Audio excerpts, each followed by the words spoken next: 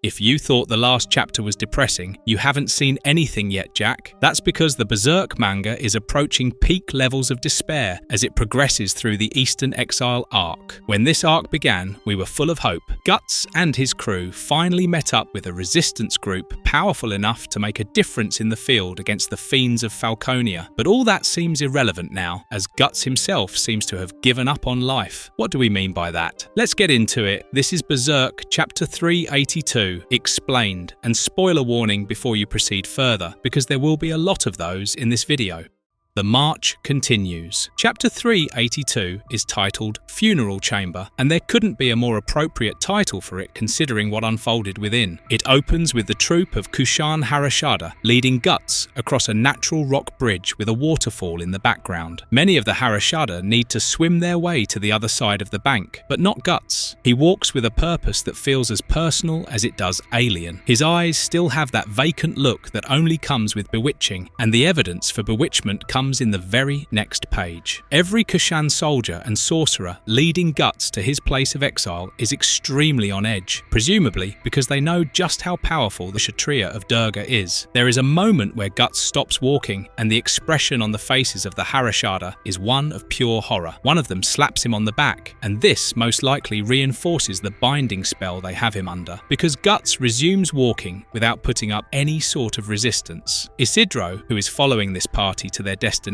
is finally showing some sort of gratitude for his journey, because thanks to several weeks of sleepless nights fending off evil spirits, he is now nocturnal. It's also revealed that he brought Azan along with him, which is always a good sign. The Black Moustache Knight is about as honourable a warrior in Berserk as there can be, and his mentorship of Isidro is keeping the boy on the right path. As they continue tailing the Harashada, we see Silat, off in the distance, standing amongst the branches of a tree with his tapasa. One of them informs his young master that beyond this point, only the Brahmins are allowed to enter, and the other one tells him this would be the point to turn back, if that's what Silat is considering. Silat isn't considering any such thing, because he too is intrigued to see how everything plays out. Silat is a guy who has grown considerably as a warrior, thanks to Guts. When they first met, Silat was an arrogant prince who thought his fighting arts to be superior to all others in the land, but Guts humbled him twice in quick succession, and even showed him just how useless all his unique weapons become in front of a truly skilled warrior. Silat dedicated himself to training day and night after those two defeats, because he knew his arrogance had trumped his own talent. If he were fighting the other Falcons, this wouldn't have happened, and deep in his heart, he feels grateful to Guts for getting him back on track. That's why he had an angry outburst at the end of chapter 380. Silat had just rescued Guts from being killed by Rakshas. In fact, Silat killed his first apostle in that moment when he drove both his katars through Rakshas' neck, but he knew that he shouldn't have needed to do that, because Guts was skilled enough to defend himself, chained up though he was. What pissed Silat off was that Guts submitted to death so meekly, because even he knew that this wasn't normal. The Guts Silat had fought 3 years ago was a man who braved uncertainty and leapt into the lion's jaw to get away from it. He challenged the black swordsman with his chakram, his katar, and his urumi, but Guts found an answer for all his weapons, though he'd never seen them before. The urumi chase was especially frustrating for Silat because he was cutting Guts peripherally, but he couldn't nail him down. All that culminated in Guts treating his blade like a damn fan and humiliating his dedication to his own fighting arts. That's not the kind of person who accepts death when it comes for him, and yet Guts did just that. So as much as Silat wished to get answers from Daiba, he also wanted to know what the hell was going on in Guts' mind. Berserk is a series where dialogue is rare as it is. Miura-sensei preferred to let his artwork do the talking, and when people do speak of things, they are realistic dialogues, not endless exposition. Perhaps that is why when Silat makes himself known to Isidro and Azan, the former's reaction is only to ask the guy to not scare them like that. Isidro has grown to the point where he can stop himself from asking obvious questions, because he was about to ask Silat if he and his tapasa were following himself and Azan. Silat doesn't answer his obvious question because he doesn't need to. They all have a mutual understanding of what's occurring in front of their eyes. The 5 of them continue following the Harashada and the Kushan soldiers, but it's then that the perspective shifts to Daiba. The wizard general calls Silat and Isidro's efforts absurd, because they're following them to a place they know nothing about. Like we mentioned in our videos pertaining to this chapter and the one before it, Daiba has some sort of nefarious plan set up for Guts in his own mind. He lets the group follow his Harashada because he knows they're all walking towards the end of times, and what he means by that is revealed when they finally reach their destination.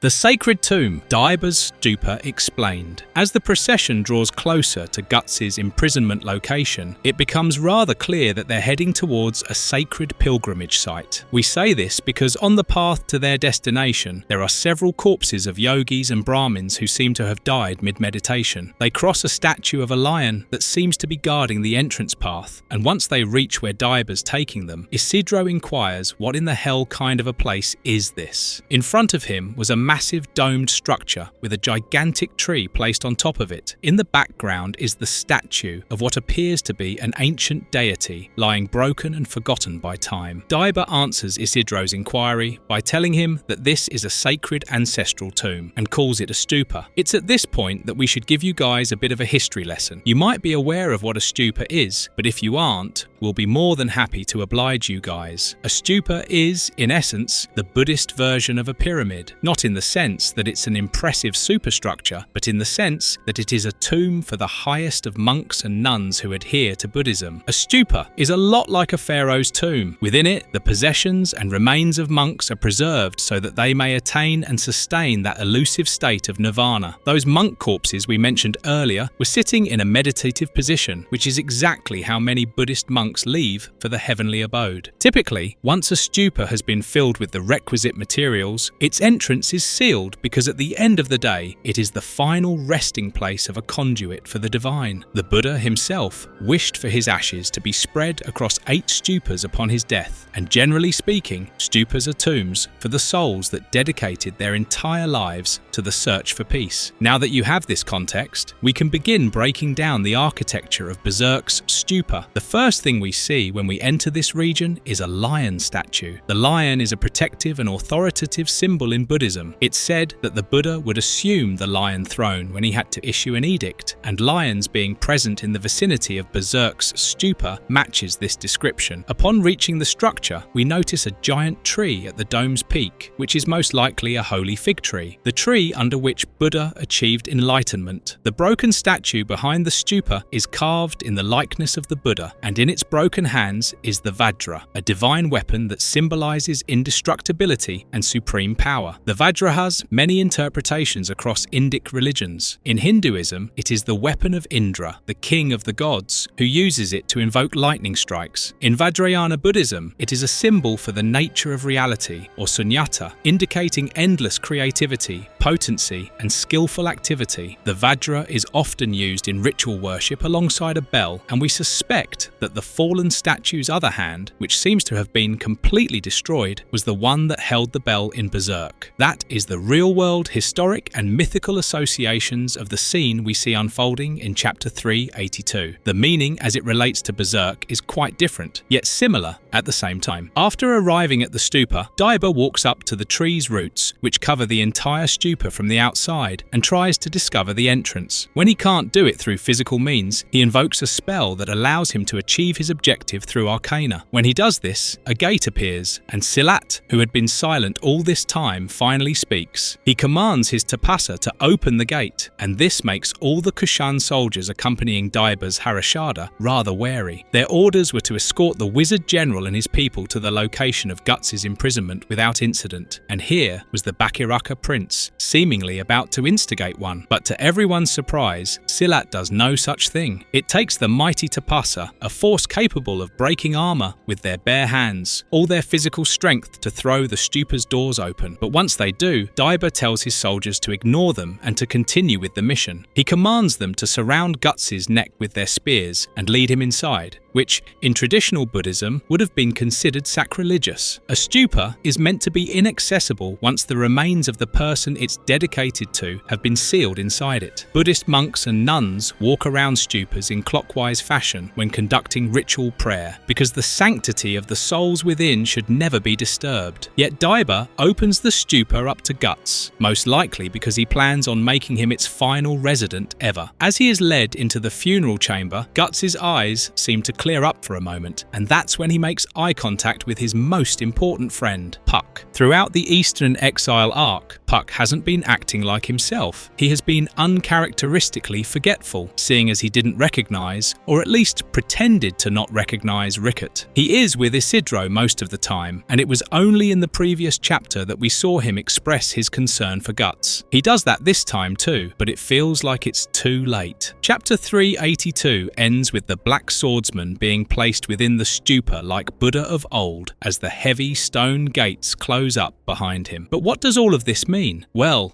Guts gives in, the Black Swordsman submits to fate. For starters, let's address why Silat decided to assist Daiba in his task, despite knowing what it means for the future. Silat might not agree with the Wizard General's motives or means, but he is a man of respect, and his first instinct with regards to the Harashada was to treat them with respect. In the last chapter, he told off Roderick from interrupting Daiba's address, because Daiba brought a bunch of Brahmins to the Kurultai chamber. Him commanding his Tapasa to assist them in carrying out the Emperor's orders is him adhering to his culture's customs and norms. No matter how much Silat suspects Daiba, he still won't disrespect his people's ways, and that is made evident by his final statement in chapter 382. After Guts enters the stupa, he thinks to himself that this is pathetic and asks Guts mentally whether he was going to let these geezers seal him and stone and rot within it. Silat knows that Guts is his best shot at fighting back against Falconia, but if Guts refuses to fight for himself, how can Silat change his mind? He knows that the Harashada have him under their spell, but he also knows that Guts is powerful enough to break through it. So then, the decision to enter the stupa was his and his alone. This is why he calls Guts pathetic, because instead of choosing death by Rakshas's claws, he now chooses death by exile. Isidro falls to the ground, dismayed by what has transpired because he has never seen Guts give up.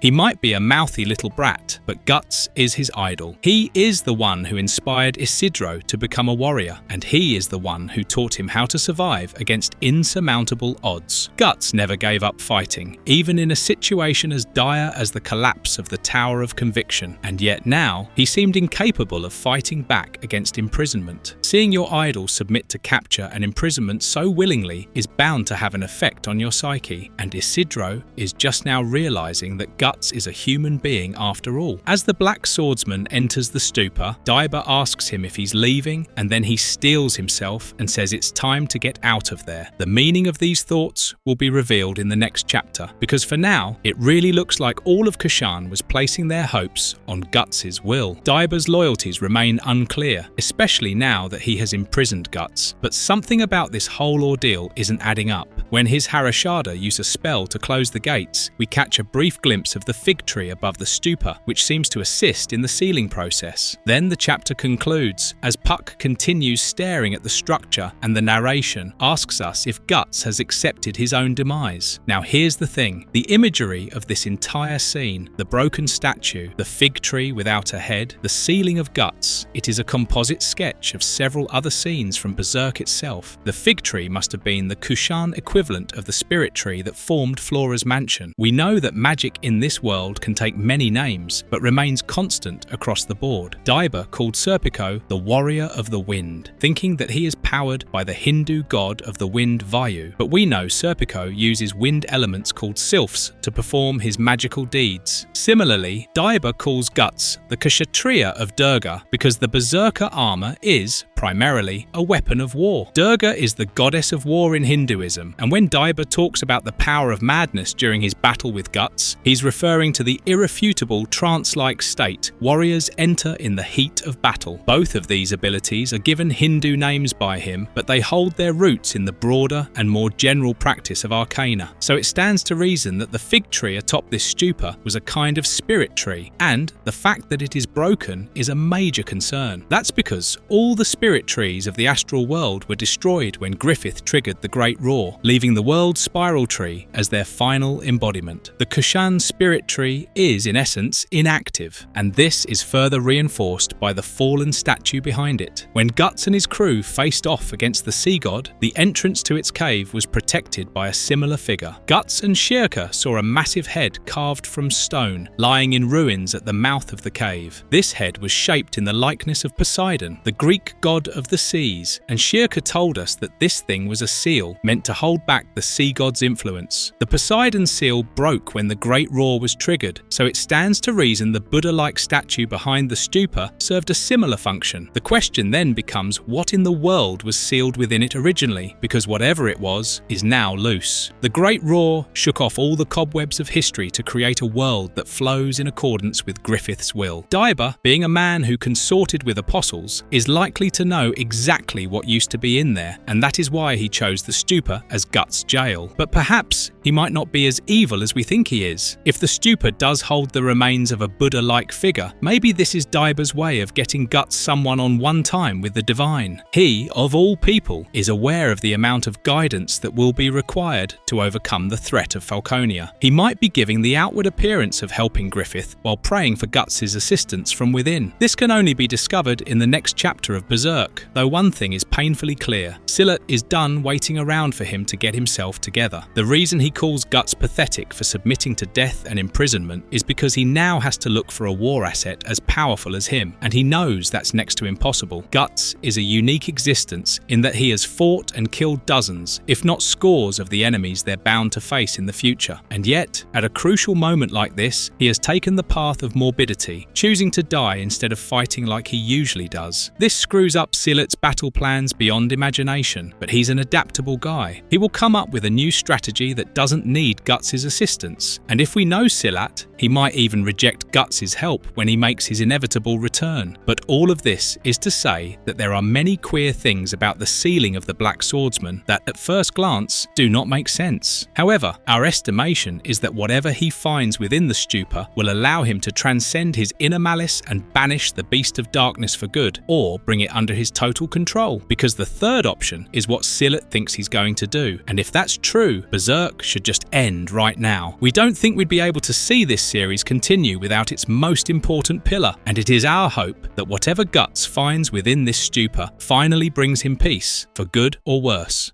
Marvelous verdict. And that's it for our breakdown of this chapter. Let us know your thoughts in the comments below, and don't forget to like, share and subscribe for more Berserk content. We will see you guys in the next one, so until then, stay safe and remember, keep struggling, strugglers, even when your idols seem to give up on you.